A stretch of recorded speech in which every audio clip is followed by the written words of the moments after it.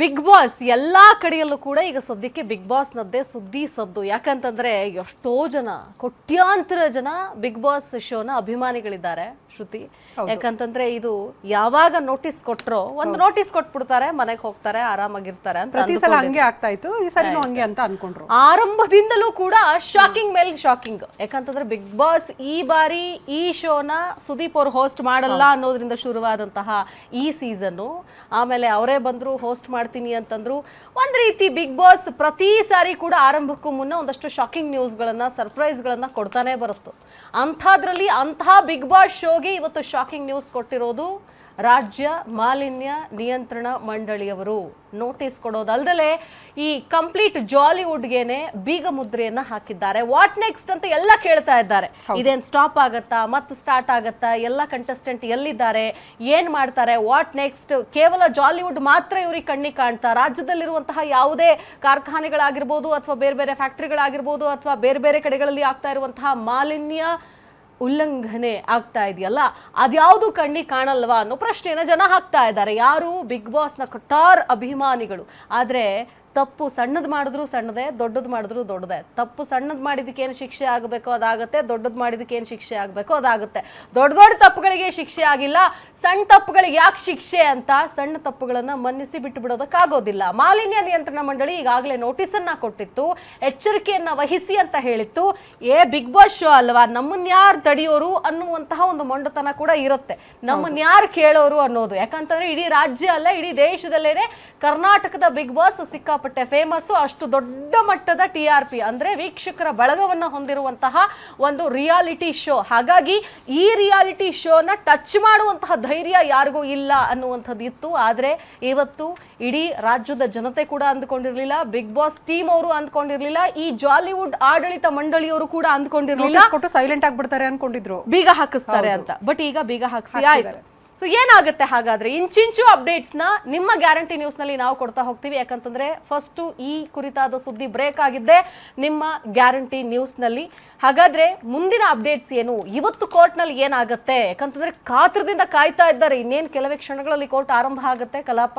So ಈಗ next ಏನಾಗುತ್ತೆ ಅನ್ನೋದು ಆ ಕುರಿತ ಒಂದು ಬ್ರೇಕಿಂಗ್ ಅಪ್ಡೇಟ್ ನೋಡ್ಕೊಂಡ್ಬರೋಣ. ಅಡಕತ್ತರಿಯಲ್ಲಿ ಕನ್ನಡದ ಬಿಗ್ ಬಾಸ್ ರಿಯಾಲಿಟಿ ಶೋ ಅಂದ್ರೆ ಇಡೀ ಶೋನ ಭವಿಷ್ಯ ಇವತ್ತು ಕೋರ್ಟ್ ಕಟಕಟೆಯಲ್ಲಿ. ನಿಯಮ ಮೀರಿ ಶೋ ನಡೆಸ್ತಾ ಇದ್ದ ಜಾಲಿವುಡ್ ಸ್ಟುಡಿಯೋಸ್, ಬಿಡದಿ ಕೈಗಾರಿಕಾ ಪ್ರದೇಶದಲ್ಲಿರುವಂತಹ ಜಾಲಿವುಡ್ ಸ್ಟುಡಿಯೋಸ್ನ ಭವಿಷ್ಯ ಇವತ್ತು ನಿರ್ಧಾರ ಆಗುತ್ತೆ. ಶೋ ಆರಂಭ ಆಗಿ ಕೇವಲ 11 ದಿನ ಕಳೆದು 12ನೇ ದಿನಕ್ಕೆ ಕಾಲಿಟ್ಟಿತ್ತಷ್ಟೇ. ಸ್ಟುಡಿಯೋಸ್ನ 4 ದ್ವಾರ ಬಂದ್ ಮಾಡಿದೆ ಜಿಲ್ಲಾಡಳಿತ ರಾತ್ರೋರಾತ್ರಿ. ನಿನ್ನೆ ಸಂಜೆ ತಹಶೀಲ್ದಾರ್ ತೇಜಸ್ವಿನಿ ನೇತೃತ್ವದಲ್ಲಿ ಗೇಟ್ಗೆ ಬೀಗ ಜಡಿಯಲಾಗಿದೆ. ಸದ್ಯ ಬಿಗ್ ಬಾಸ್ ಮನೆಯಲ್ಲಿ ಎಲ್ಲಾ ಚಟುವಟಿಕೆಗಳು ಕೂಡ ಕ್ಲೋಸ್ ಕ್ಲೋಸ್ ಕ್ಲೋಸ್ ಅನ್ನುವಂತಹ ಪರಿಸ್ಥಿತಿ.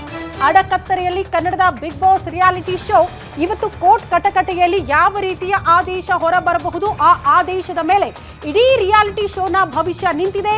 ರಾಜ್ಯ ಮಾತ್ರ ಅಲ್ಲ, ನಾನು ಆಗ್ಲೇ ಹೇಳ್ತಾ ಇದ್ದೆ, ರಾಷ್ಟ್ರ ಮಟ್ಟದಲ್ಲೂ ಕೂಡ ದೊಡ್ಡ ಮಟ್ಟದ ಸದ್ದು ಸುದ್ದಿಗೆ ಕಾರಣ ಆಗಿದೆ. ಇದ್ದಕ್ಕಿದ್ದಂತೆ ರಿಯಾಲಿಟಿ ಶೋ ಬಂದಾಗಿದೆ. ಬಿಗ್ ಬಾಸ್ ಮನೆಗೆ ಬೀಗ ಜಡಿಯಲಾಯ್ತಾ? ಇಂತಹ ಅತಿ ದೊಡ್ಡ ರಿಯಾಲಿಟಿ ಶೋ ಹಾಗಾದ್ರೆ ಮಾಡಿದ್ದ ತಪ್ಪಾದ್ರೂ ಏನು ಅನ್ನೋ ರೀತಿಯಲ್ಲಿ ಚರ್ಚೆಗಳು ಪ್ರಾರಂಭ ಆಗಿತ್ತು. ಕಾರಣ ಎಲ್ಲಾ ಭಾಷೆಯಲ್ಲೂ ಕೂಡ ಈ ಬಿಗ್ ಬಾಸ್ ನ ರಿಯಾಲಿಟಿ ಶೋ ಬರೋದ್ರಿಂದ ಇಡೀ ದೇಶದಲ್ಲೂ ಕೂಡ ಅತಿ ಹೆಚ್ಚಿನ ಜನಪ್ರಿಯತೆ ಗಳಿಸಿರುವಂತಹ ರಿಯಾಲಿಟಿ ಶೋ. ಬಟ್ ರಾಜ್ಯದಲ್ಲಿ ಇಂಥದ್ದೊಂದು ರಿಯಾಲಿಟಿ ಶೋಗೆ ಇಷ್ಟು ದೊಡ್ಡ ಮಟ್ಟದ ಆಘಾತ ಎದುರಾಗುತ್ತೆ, ಅರ್ಧಕ್ಕೆ ಶೋ ಮೊಟಕುಗೊಳಿಸಲಾಗುತ್ತೆ, ಇಡೀ ಬಿಗ್ ಬಾಸ್ ಮನೆಗೆ ಬೀಗ ಜಡಿಯಲಾಗುತ್ತೆ ಅಂತ ಮೋಸ್ಟ್ಲಿ ಒಂದು ಚಿಕ್ಕ ಅಂದಾಜು ಕೂಡ ಯಾರಿಗೂ ಇರಲಿಲ್ಲ ಅಂತ ಅನ್ಸುತ್ತೆ. ಅಂಥದ್ದೊಂದು ಶಾಕ್ ನಿನ್ನೆ ರಾತ್ರಿಯೇ ಎದುರಾಗಿದೆ. ಬಟ್ ಏನಾಗಬಹುದು? ಸ್ಟೇ ಬಂದ್ರೆ ಶೋ ಆರಂಭ ಆಗುತ್ತೆ, ಸ್ಟೇ ಬರದೇ ಹೋದ್ರೆ ಬಿಗ್ ಬಾಸ್ ರಿಯಾಲಿಟಿ ಶೋ ಅಥವಾ ಆಯೋಜಕರ ಮುಂದೆ ಇರುವಂತ ಆಪ್ಷನ್ಗಳು ಏನು ಅನ್ನೋದು ಬಹುತೇಕರ ಪ್ರಶ್ನೆ.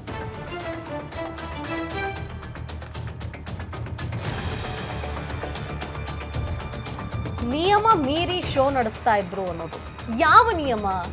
ಅದು ಪೊಲ್ಯೂಷನ್ ಕಂಟ್ರೋಲ್ ಬೋರ್ಡ್ ಆಗಾಗ್ಗೆ ಮಾನಿಟರ್ ಮಾಡುವಂತಹ, ಎಸ್ಪೆಷಲಿ ಗ್ರೇಟರ್ ಬೆಂಗಳೂರು ಆದ ನಂತರದಲ್ಲಿ ಎಲ್ಲ ಕಡೆ ಕಟ್ಟೆಚ್ಚರವನ್ನು ವಹಿಸಿ ಎಲ್ಲ ಕಡೆ ನೋಟಿಸ್ಗಳನ್ನು ಕೊಡ್ತಾ ಇದ್ದಾರೆ. ಎಲ್ಲಿ ಪೇಪರ್ಗಳನ್ನು ಬಿಸಾಕ್ತಾರೆ ಅಥವಾ ನೀರನ್ನು ಸರಿಯಾಗಿ ಸೆಗ್ರಿಗೇಟ್ ಮಾಡೋದಿಲ್ಲ, STP ಯಲ್ಲಿ ನಿರ್ಮಾಣ ಮಾಡಿರೋದಿಲ್ಲ. ಇಲ್ಲಿ STP ಇತ್ತು, 2.5 ಲಕ್ಷ ಲೀಟರ್ ನೀರನ್ನ ಶುದ್ಧೀಕರಿಸುವಂತಹ ಒಂದು ಪ್ರಾಸೆಸ್ STP ಅಂತ ಕರಿತೀವಿ. ಅಲ್ಲಿ ಒಂದು ಪ್ರತಿ ಘಟಕ ಯಾವುದೇ ಇಂತಹ ದೊಡ್ಡ ದೊಡ್ಡ ಅಮ್ಯೂಸ್ಮೆಂಟ್ ಪಾರ್ಕ್ಗಳಾಗಿರಬಹುದು ಮತ್ತೊಂದಾಗಿರ್ಬೋದು ಎಲ್ಲಿ ಹೆಚ್ಚು ನೀರನ್ನ ಬಳಸ್ತಾರೆ ಅಲ್ಲಿ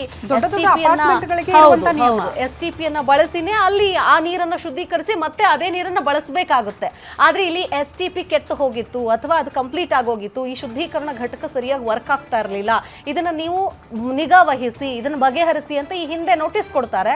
ಆದ್ರೆ ಈ ನೋಟಿಸ್ ಕ್ಯಾರ್ ಮಾಡಲ್ಲ. ಯಾಕಂತಂದ್ರೆ ಮತ್ತೆ ಫ್ರೆಶ್ ನೀರನ್ನೇ ಉಪಯೋಗಿಸ್ತಾ ಇದ್ರು.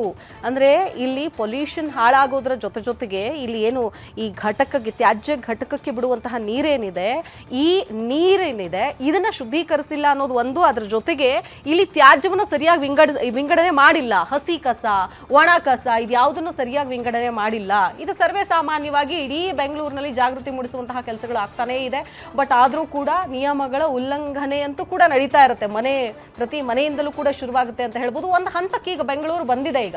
ಆದ್ರೆ ಇಲ್ಲಿ ಇದು ಬಿಡದಿ ಕೈಗಾರಿಕಾ ಪ್ರದೇಶದಲ್ಲಿ ಇರುವಂತಹ ಕಾರಣ ಇಲ್ಲಿ ಅತಿ ಹೆಚ್ಚು ನಿಗಾ ವಹಿಸಲೇಬೇಕಾಗತ್ತೆ. ಯಾಕಂತಂದ್ರೆ ಇದು ಒಂದೇ ಅಲ್ಲ, ಅನೇಕ ಫ್ಯಾಕ್ಟ್ರಿಗಳಿದೆ, ಅನೇಕ ಘಟಕಗಳಿದೆ. ಹಂಗ ನೋಡಿದ್ರೆ ಇದಕ್ಕೆ ಸ್ವಲ್ಪ ಜಾಸ್ತಿನೇ ಮಾರ್ಜಿನ್ ಕೊಟ್ರೇನೋ ಅಂತ ಅನ್ಸುತ್ತೆ. ಹಿಂದೆ ಮಾರ್ಜಿನ್ ಕೊಟ್ರೆ ಈಗ ಹಿಡಿಯೋದಕ್ಕೆ ನೋಡ್ತಾ ಇದ್ದಾರಾ ಅನ್ನೋ ಪ್ರಶ್ನೆ ಕೂಡ ಇಲ್ಲಿ ನಮ್ಗೆ ಎದುರಾಗ್ತಾ ಇದೆ.